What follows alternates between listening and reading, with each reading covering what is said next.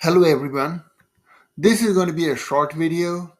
It will show you how to incorporate secondary sources for a revised and edited essay, and I will show you how you can document your secondary sources. First of all, make sure you have the correct assignment here, and the title of the essay also is narrow enough and it follows the assignment submission guidelines. Maybe the title of the essay needs to be narrowed. For that, read your thesis statement and then the conclusion, which will help you um, make your title more specific. Okay, this should sound better. Now, I have three sources. You would need in the minimum three sources. You can have as many as 5 sources for this short essay. This is an added and edited and revised form of your paper 3 into paper 4. So it's supposed to have additional 400 to 500 words. Now I have, which would also include the list of works cited. So you have the list of works cited. I have 3 sources here. Source 1 has an author and then the title of the essay and the container. You see the title of the essay and then also the author. The author's last name and the first name as the MLA does.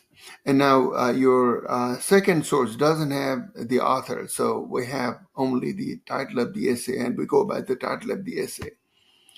This retail sizing affects women's self-esteem is the title of the essay. And now the last source has the author again, the last name and the first name. So I believe this is something that you already know.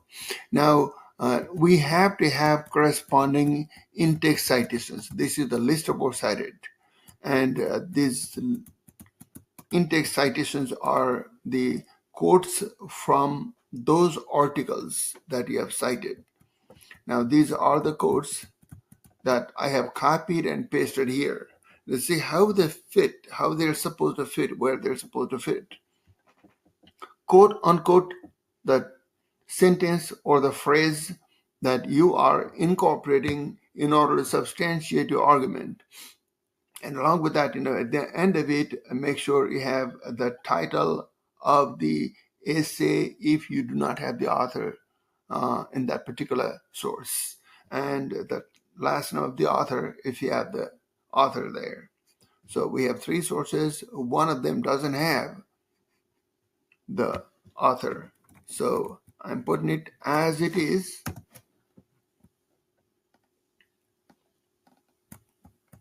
Because it goes along with the context. That's why I'm using it here. So this is about clothing sizes, how anorexia comes from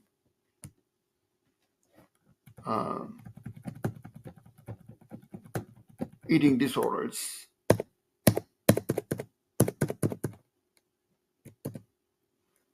Okay, this is how I incorporate here, quote unquote, and then the title of the essay, and a period goes at the end of it, right?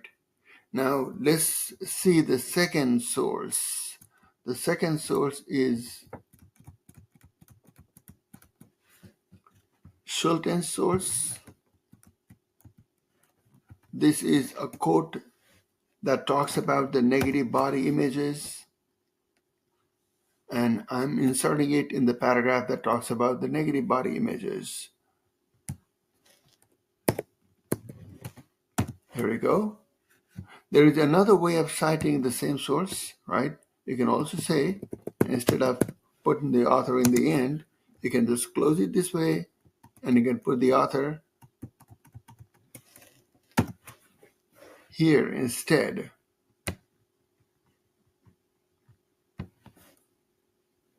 Starting this sentence with,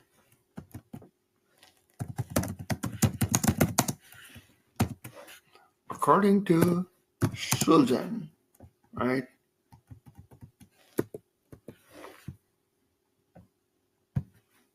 make sure that this period goes inside the inverted commas. So according to Sultan, girls between 7 to 12 years old who have negative body images are at risk of dangerous behaviors such as eating disorders, drinking, acting out sexually, suicidal tendencies, and bullying, and unquote, period and unquote. So this is an in-text citation. So this in-text citation has to have corresponding list of sources, okay, which is right here, right? And the last one is Dennis. So Dennis, make sure they match. They must match. If they do not match, then that could be plagiarism. It evokes plagiarism. It incites plagiarism. Okay? Dennis. I prepare them so that I can copy and paste so you would understand. So we have three sources there, and those three sources are listed here too. So they must connect to each other. You cannot have an in-text citation without the list of works cited, and you cannot have the list of works cited without its corresponding in-text citations.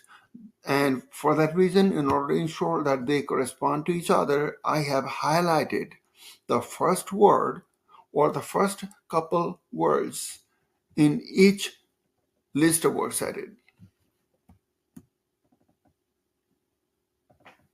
Okay, so this is your paper. Make sure in the end you mention the number of words on this paper.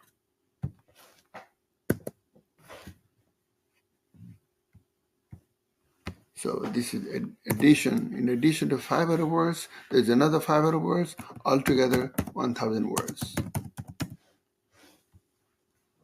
Okay? It's all done. Thank you. Thank you for listening to me and watching the video. I hope it works and helps you.